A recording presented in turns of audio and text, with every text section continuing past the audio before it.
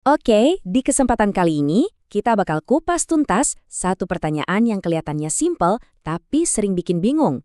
Waktu kita ngitung pilihan, kapan sih kita harus pakai tambah dan kapan harus pakai kali? Yuk kita cari tahu bareng-bareng. Yuk langsung aja kita bedah. Ini kelihatannya sepele ya, tapi jangan salah. Paham konsep ini tuh kunci buat nyelesain macam-macam masalah loh. Dari yang sehari-hari kayak milih baju, sampai buat nganalisis data yang rumit. Salah dikit aja hasilnya bisa beda jauh banget. Oke, yang pertama kita bahas aturan penjumlahan. Nah, kata kunci yang paling penting buat diingat di sini cuma satu. Atau, jadi aturan ini dipakai buat pilihan yang sifatnya saling lepas. Maksudnya apa tuh? Gampangnya gini, kamu nggak bisa milih dua hal sekaligus di waktu yang sama. Kalau udah pilih A, ya nggak bisa pilih B. Ibaratnya, kamu cuma bisa lewat satu pintu, nggak bisa dua-duanya barengan. Intinya, pertanyaan paling penting yang harus kamu tanyain ke diri sendiri itu simpel banget. Gue milih yang ini atau yang itu? Biar makin kebayang, kita coba pakai contoh kasus klasik ya. Ceritanya, ada Fatih yang mau beli satu buah mobil. Nah, ingat, Fatih cuma mau beli satu mobil. Jadi pilihannya kan dia beli sedan, atau beli SUV, atau beli MPV. Karena ini pilihan atau yang nggak bisa digabung, kita tinggal jumlahin aja semua opsinya. 3 ditambah 4 ditambah 5. Hasilnya Fatih punya total 12 pilihan mobil. Gampang kan? Oke, sekarang kita pindah ke lawannya nih, aturan perkalian. Kalau tadi kata kuncinya atau, sekarang kata kuncinya adalah dan. Aturan ini kita pakai kalau ada sebuah proses yang terdiri dari beberapa langkah atau tahapan yang berurutan.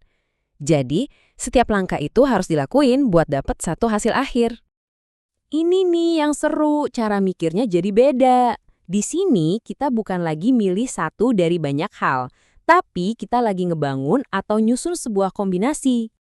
Contoh paling gampang, coba deh pikirin pas kita milih baju buat pergi. Nah, itu contoh sempurna buat urutan dan. Ya kan? Buat dapat satu setelan yang lengkap, Hendra itu harus milih kemeja dan celananya dan sepatunya. Nggak bisa salah satu doang. Semuanya ini satu paket, satu rangkaian yang nggak bisa dipisah.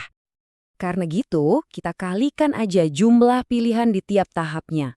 5 kemeja, dikali 6 celana, dikali 3 sepatu. Hasilnya berapa? 90. Bayangin, 90 setelan berbeda. Cuma dari beberapa baju, dia bisa pakai setelan beda-beda selama 3 bulan penuh. Keren banget kan? Oke, sekarang gimana kalau kita adu kedua aturan ini di satu skenario yang sering banget kita temuin, yaitu rute perjalanan. Nah, ini ada soal klasik yang benar-benar nunjukin gimana logikanya si urutan dan ini bekerja. Lihat deh, buat sampai ke tujuan akhir di kota C, perjalanannya tuh ada 2 tahap dan harus berurutan. Nggak bisa loncat, nggak bisa langsung ke C kalau belum lewat B. Karena kamu harus jalan dari A ke B dan kemudian lanjut dari B ke C, ya kita pakai aturan perkalian. 3 rute di tahap pertama, kita kali dengan 4 rute di tahap kedua. Jadi totalnya ada 12 rute perjalanan yang bisa dipilih. Sekarang kita masuk ke ujian terakhir nih. Sebuah soal yang bakal ngetes pemahaman kita. Karena kita harus pakai dua-duanya, aturan tambah dan aturan kali. Coba perhatiin baik-baik ya. Soal ini tuh unik karena dia ngegabungin 2 aturan yang barusan kita pelajarin. Ada bagian yang pakai dan, tapi itu semua ada di dalam sebuah pilihan atau yang lebih besar. Oke, pertama kita urus dulu rute yang lewat Jakarta. Ini kan urutan den ya. Terbang dari Singapura ke Jakarta, dan kemudian lanjut dari Jakarta ke Bali.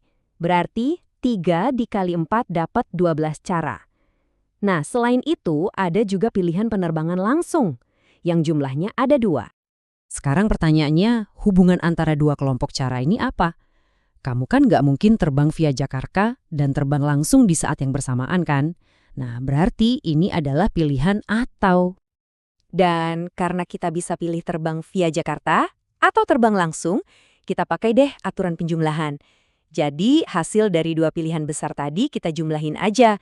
12 ditambah 2. Jawaban akhirnya ada 14 total jalur penerbangan yang bisa dipilih. Jadi kesimpulan utamanya gampang banget kan? Coba tanya ke diri sendiri. Ini tuh pilihan atau di antara beberapa opsi yang terpisah, Atau ini sebuah urutan dan yang ngegabungin beberapa langkah buat jadi satu hasil? Oke, kita udah bedah tuntas nih logikanya. Sekarang giliran kamu buat nyoba nerapin apa yang udah kita pelajari. Ini soal beneran dari ujian nasional loh.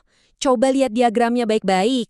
Coba deh kamu cari mana bagian rute yang harus pakai dan mana yang pakai atau. Kira-kira kamu perlu nambah, ngali, atau malah dua-duanya buat nemuin jawabannya. Yuk coba kerjain.